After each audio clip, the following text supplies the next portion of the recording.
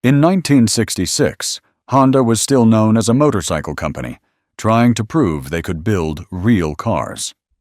Their answer was the S800, a sports car so unusual that it challenged everything people thought they knew about automotive engineering. The S800 looked innocent enough. At just 1,500 pounds, or 680 kilograms, it was lighter than most modern motorcycles. But under its compact hood sat something extraordinary: a 791 cubic centimeter dual overhead cam engine that produced 70 horsepower. That might not sound impressive until you learn the magic number: 8,500 revolutions per minute. In 1967, this was the highest revving production car engine on the planet. Formula One cars of the era rarely exceeded 8,000 revolutions per minute. The S800's red line was higher than anything you could buy from Ferrari, Porsche, or Lamborghini. Honda achieved this by applying motorcycle engineering principles to car design. The engine featured motorcycle-style valve gear, precision balancing, and components built to tolerances that would make Swiss watchmakers jealous. The performance numbers tell an interesting story. Top speed was around 97 to 100 miles per hour, or 156 to 161 kilometers per hour. That wasn't particularly fast compared to American muscle cars or European exotics. 0 to 60 took 13.6 seconds, which was respectable for a car with less than 800 cubic centimeters of displacement. But those numbers miss the real point of the S800. This wasn't just a car. It was Honda's technological showcase. The company wanted to prove they could build the most sophisticated small displacement engine in the world. Early versions used a chain drive to the rear wheels, just like a motorcycle. This unique system was eventually replaced with a conventional shaft drive, but it showed Honda's willingness to think differently. The S800 competed in a fascinating market segment. It faced off against cars like the Austin Healey Sprite, MG Midget, Triumph Spitfire, Datsun Fairlady, and Fiat 850 Spider.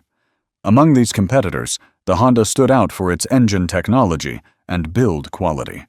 Contemporary reviewers noted that while it might not be the fastest car in its class, it was arguably the most sophisticated. Honda's Racing Service Club took the S800 to another level entirely. These factory-tuned versions were undefeated in their class and proved the engine's potential. At the 1968 12 Hours of Suzuka, an RSC-prepared S800 finished third overall and first in the GT1 class. The racing engines could rev to 11,500 revolutions per minute and produced significantly more power than the street versions. Production numbers were always going to be limited. Honda built exactly 11,536 S800 ESR between 1966 and 1970. The early production run included 242 coupes and 752 convertibles. Both hardtop and roadster configurations were available, giving buyers options that larger manufacturers often didn't provide. The S800 earned recognition as the fastest sub-1-liter car in production in 1967. This wasn't just marketing hyperbole. Independent testing confirmed that no other car under 1,000 cubic centimeters could match its top speed. The combination of lightweight construction, aerodynamic efficiency, and that screaming engine created something truly special. But success in Japan didn't translate to global domination. The S800 was never officially sold in the North American market, despite Honda's attempts to meet emissions regulations. The high-revving engine produced excessive hydrocarbons that couldn't pass the increasingly strict environmental standards of the late 1960s. This regulatory failure proved fatal. By 1970, Honda faced a choice. They could invest heavily in cleaning up the S800's emissions, or they could focus on family cars that offered better profit margins and broader appeal. The company chose practicality over passion. Production ended in May 1970, and Honda wouldn't build another sports car for 30 years. The S800's disappearance wasn't about poor sales or bad reviews. It vanished because the automotive world was changing. Environmental regulations favored larger, cleaner engines over high-performance small ones. Honda's engineering brilliance couldn't overcome the harsh realities of emission standards and market forces. Today, the S800 is remembered as a glimpse of what might have been. It proved that small engines could be sophisticated, that lightweight cars could be fast, and that motorcycle companies could build exceptional automobiles. When Honda finally returned to sports cars with the S2000 in 1999, they drew direct inspiration from the S800's high revving philosophy. Current market values reflect the S800's cult status. Recent sales have ranged from $13,500 for project cars to over $91,000 for pristine examples. The average price hovers around $37,000, proving that collectors appreciate Honda's early sports car experiments.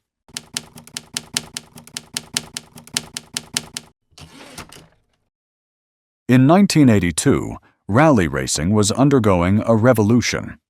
Audi had shocked the motorsport world with their Quattro, a four-wheel-drive monster that could claw through snow, mud, and gravel with supernatural grip. Every other manufacturer was scrambling to develop their own all-wheel drive systems. Every manufacturer except Lancia. Instead of following the crowd, Lancia decided to fight fire with fire. They would build a rear-wheel drive car so perfectly engineered, so brilliantly executed, that it could beat the four-wheel drive competition through pure talent and determination. The result was the 037 Stradale, a road car that existed for one reason: to homologate one of the most successful rally cars in history. The 037 started life as a Lancia Monte Carlo, but that's where the similarities ended. Lancia engineers threw out almost everything except the basic platform. They added custom tube frame sections, redesigned the suspension with double A-arms and twin rear shock absorbers, and wrapped it all in aggressive Kevlar composite bodywork that was wider, lower, and more purposeful than anything Lancia had built before. Under the hood sat an engine that perfectly captured the spirit of early 1980s performance technology. The 1,995 cubic centimeter dual overhead cam 16-valve four-cylinder was developed by Abarth, Lancia's performance partner. But the real magic came from the supercharger. This wasn't a turbocharger like most manufacturers were using. It was a Roots-type Volume-X supercharger that provided instant power delivery without the lag that plagued turbocharged engines of the era. The numbers were impressive for 1982. 205 horsepower at 7,000 revolutions per minute, and 166 pound-feet of torque at 5,000 revolutions per minute, sent through a ZF transaxle to the rear wheels. Top speed was 137 miles per hour, or 220 kilometers per hour. 0 to 60 happened in exactly 7 seconds. More importantly, the 037 weighed just 2,579 pounds, or 1,170 kilograms, giving it a power-to-weight ratio that could embarrass much more expensive supercars. But raw performance numbers didn't tell the whole story. The 037 was engineered for one specific purpose: winning rallies. The suspension was rock-hard, sound insulation was minimal. The interior featured a roll cage that made entry and exit an athletic event. The dashboard was designed for rally co-drivers, not comfort-seeking buyers. This was a race car with number plates, and Lancia made no apologies for that fact. Group B regulations required manufacturers to build at least 200 road-going examples to qualify for competition. Lancia built exactly 217 Stradales between 1982 and 1984, though some sources claim the total was 222, including prototypes. Either way, this was never intended to be a volume seller. It was a regulatory requirement that Lancia fulfilled with typical Italian flair. The racing version justified every compromise. The 1983 World Rally Championship season opened with the 037 taking a 1-2 finish at the Monte Carlo Rally. Drivers like Walter Röhrl, Markku Alén, and Attilio Bettigai proved that superior team organization and driver skill could overcome technological disadvantages. The 037 won the 1983 Manufacturers' Championship, making it the last rear-wheel drive car to achieve this feat. This victory was extraordinary because the 037 was fighting an uphill battle from day one. On tarmac and dry gravel, it could match or beat the Audi Quattro. But in loose conditions, snow, or heavy rain, the four-wheel drive Audis had a fundamental advantage that no amount of engineering could overcome. Lancia's success came from choosing their battles carefully and executing their strategy flawlessly. The supercharger made all the difference. While turbocharged engines of the era suffered from lag and unpredictable power delivery, the 037's Roots-type blower provided linear, predictable performance. The distinctive whine became one of the most recognizable sounds in motorsport. Rally fans could identify a 037 from miles away just by listening to its approach. Contemporary reviews of the Stradale focused on its uncompromising nature. Road testers described a harsh ride, difficult entry and exit, and minimal creature comforts. But they also praised its authenticity. This wasn't a softened road car pretending to be a racer. It was a genuine competition machine that happened to be street legal. The automotive press understood what Lancia had achieved. The 037 represented pure motorsport DNA translated into road car form.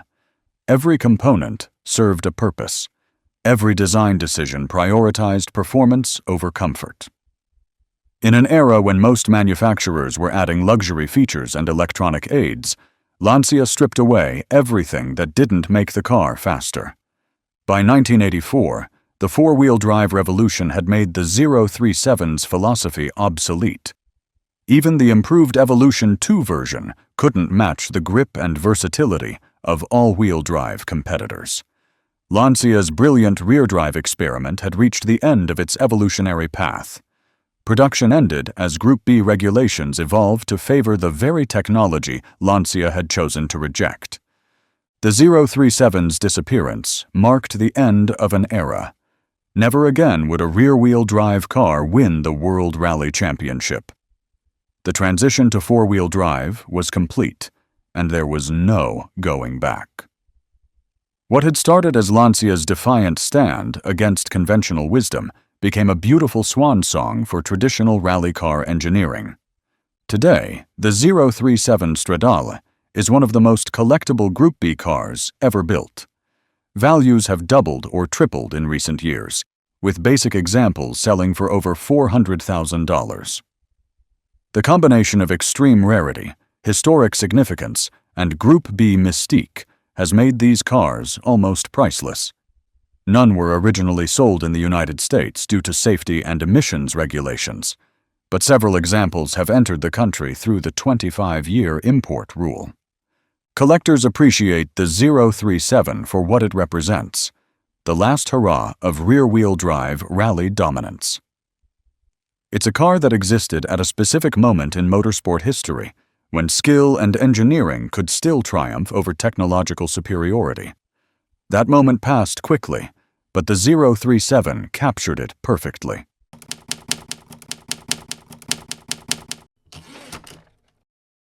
In 1953, American car buyers got their first look at two revolutionary sports cars that would change automotive history.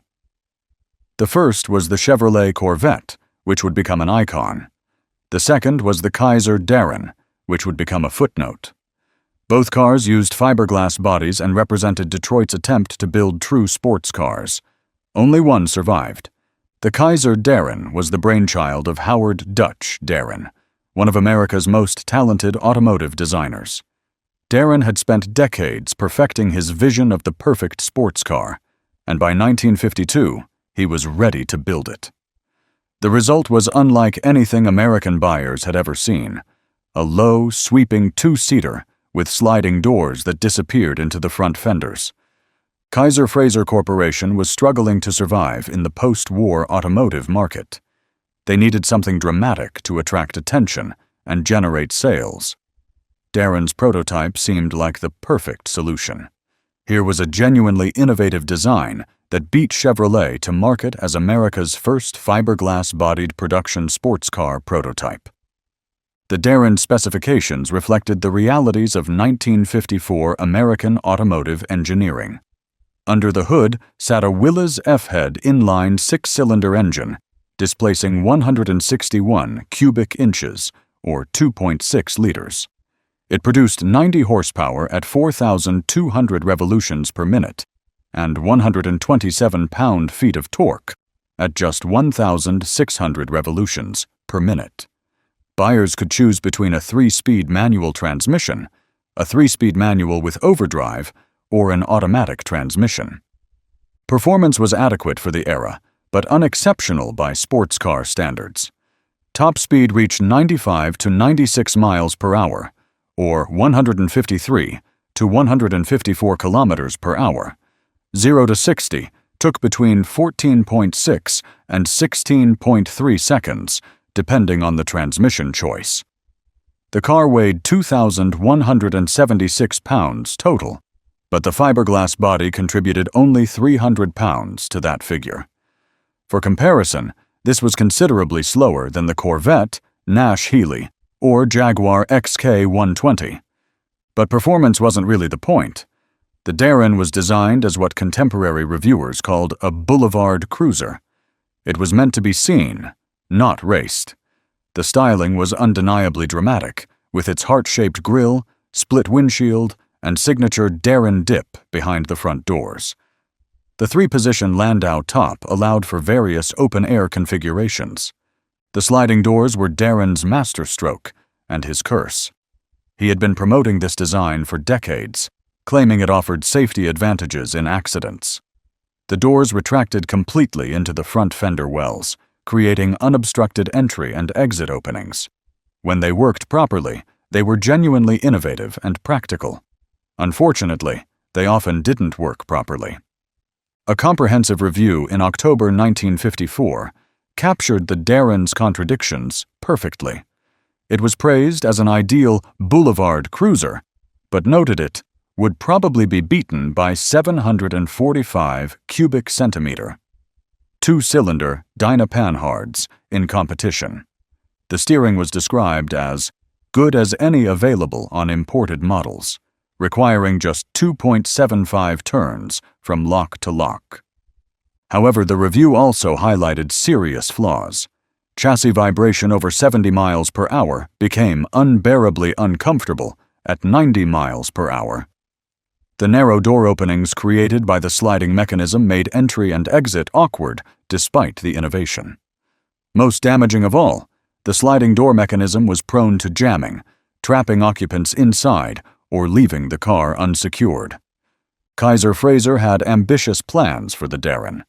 They wanted to build 1,000 units per year, establishing a profitable niche in the growing American sports car market. The reality was far different.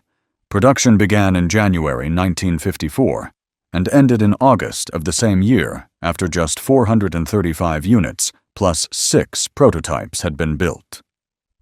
Several factors contributed to this spectacular failure. The price was a major issue. At $3,670, the Darrin cost more than a Cadillac 62 or Lincoln Capri. Buyers could get significantly more luxury and performance for their money elsewhere. The car's practical limitations became apparent quickly. The sliding doors jammed regularly. Interior space was limited. Weather protection was marginal. Perhaps most importantly, the Darrin simply wasn't fast enough to justify its sports car pretensions. Contemporary buyers could choose the Corvette, which was quicker and backed by Chevrolet's dealer network. Import buyers had access to genuine European sports cars like the Jaguar XK120, which offered superior performance and prestige. The final nail in the coffin came from an unexpected source: the weather.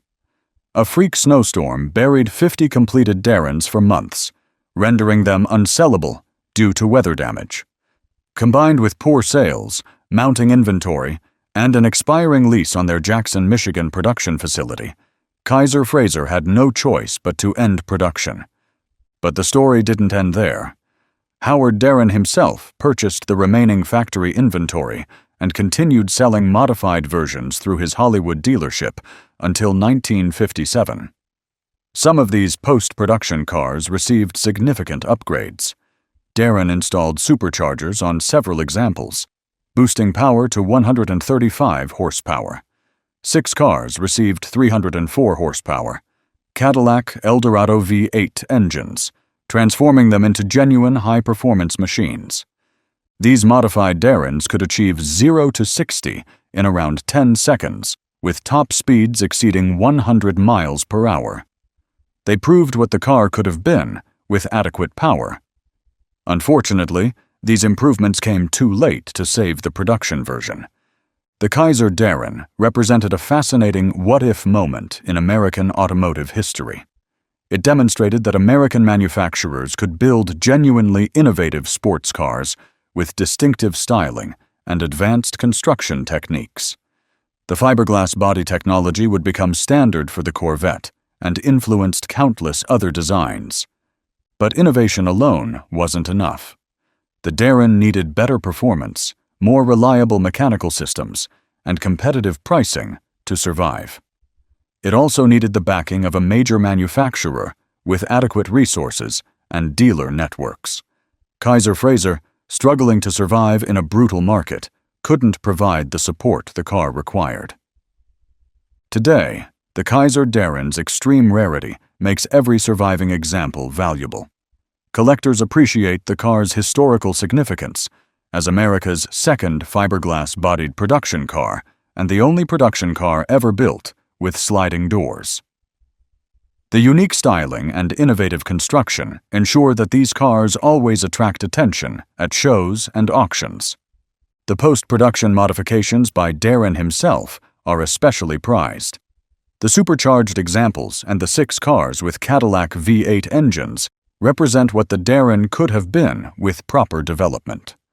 They're rolling proof that the basic concept was sound, even if the execution was flawed.